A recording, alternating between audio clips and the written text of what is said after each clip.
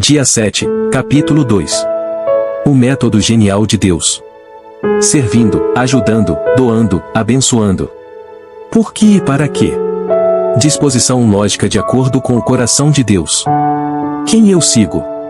A ideologia desse tempo ou a palavra de Deus? De que perspectiva olhamos para o tópico do serviço?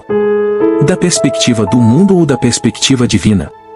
Vamos analisar uma pessoa natural ou carnal, em contraste com um cristão espiritual, cheio do Espírito. Uma pessoa natural deseja que os outros a sirvam, sem estar disposta a servir. É o mesmo para um cristão carnal. Os fariseus e escribas da época de Jesus tinham a mesma mentalidade. Podemos ver isso de maneira clara em Mateus 23, versos 4 a 7. Mas Jesus nos chama para algo diferente. Porém o maior dentre vós seja o vosso servo. Mateus 23, verso 11. A maioria das pessoas pensa que esse tipo de comportamento é desfavorável. Mas, na verdade, é exatamente o oposto. Ajudar ajuda. As crianças pequenas querem ajudar seus pais.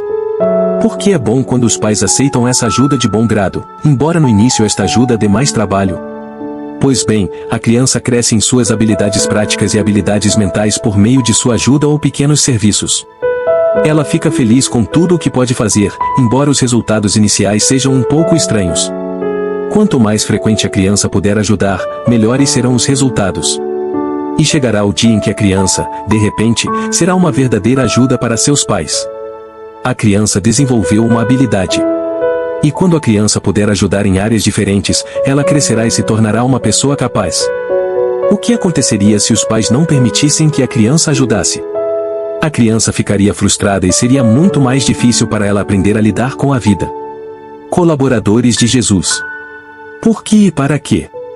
Jesus, nosso grande exemplo, veio a esta terra para servir e dar a sua vida como único resgate por muitos. Mateus 20, verso 28. Por que Jesus instituiu o lava-pés pouco antes de seu batismo de sofrimento? Até este ponto, seus discípulos ainda não haviam entendido que deveriam imitar a vida de Jesus, sua vida de serviço abnegado. Escreveu Ellen White, no livro Desejado de Todas as Nações, página 642.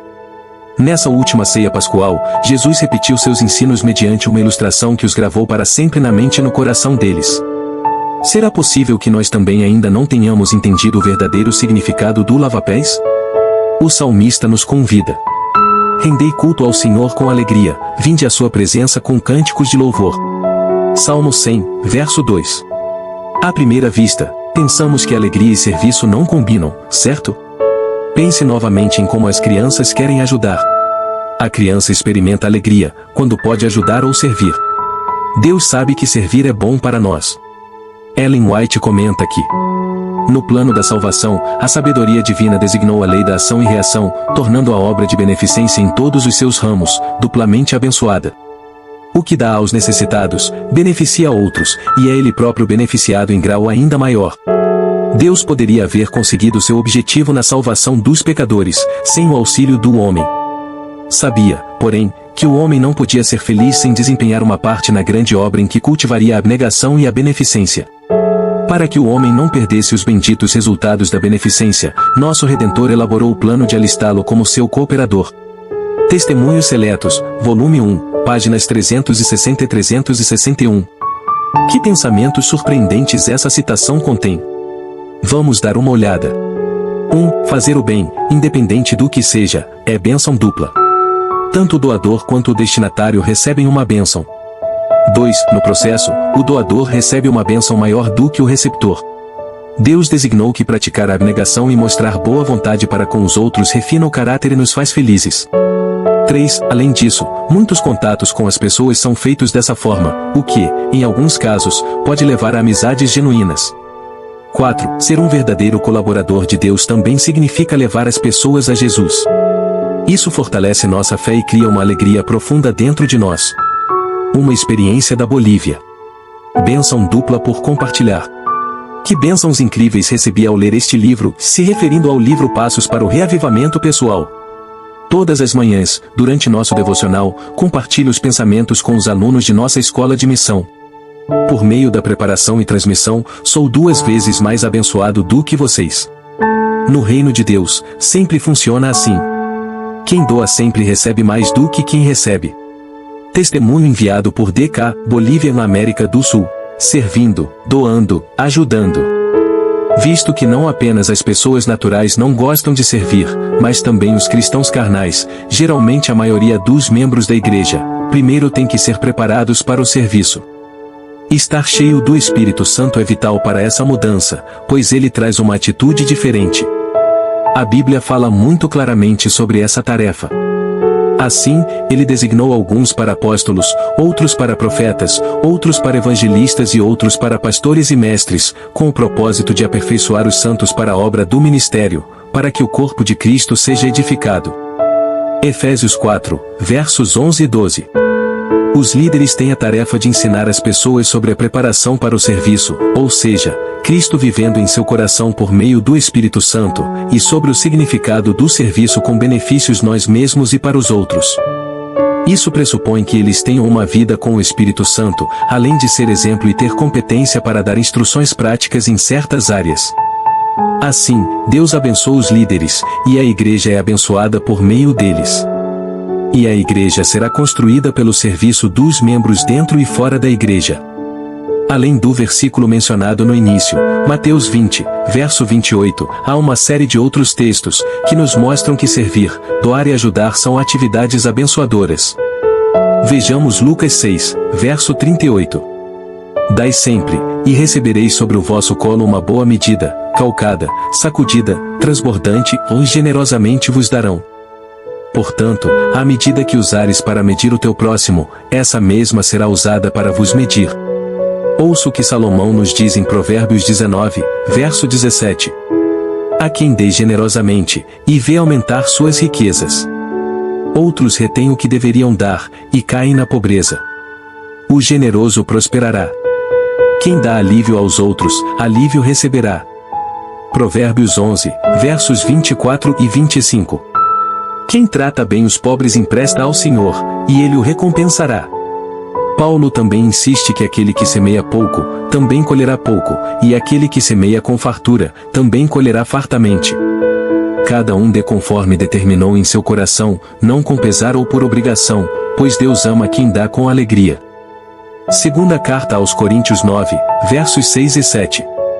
Seria até mesmo mais proveitoso lermos do versículo 6 ao versículo 15. Aqui estão também duas citações de Ellen White no tópico de serviço. Primeira. Os que rejeitam o privilégio da associação com Cristo no serviço cristão, rejeitam o único ensino que lhes dá habilitação para participar com Ele de sua glória. Educação, página 264. Segunda. A verdade que não é vivida, que não é comunicada, perde seu poder vivificante, sua virtude restauradora. Sua bênção só pode ser conservada à medida que é partilhada com outros. A ciência do bom viver, página 149. Paralisação é declínio. Por que muitos membros da igreja não experimentam nenhum crescimento espiritual? Por que a fé de muitos, de fato, diminui com o tempo?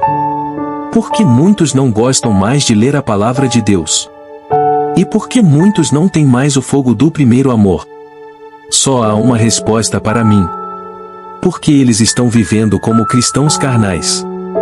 Por terem negligenciado seu relacionamento com Jesus, todos os resultados negativos mencionados acima aparecem.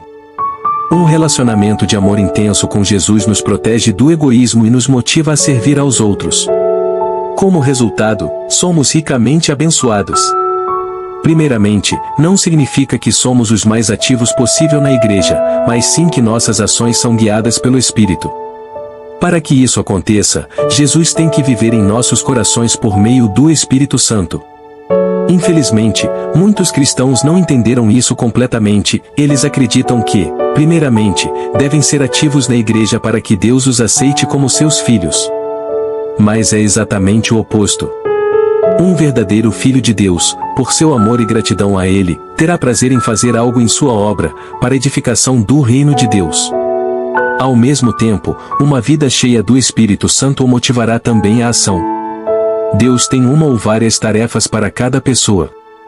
Quando pedimos a Ele que nos use em seu serviço, Ele nos mostrará nossa tarefa ou nossas tarefas. É importante que cada um de nós se examine.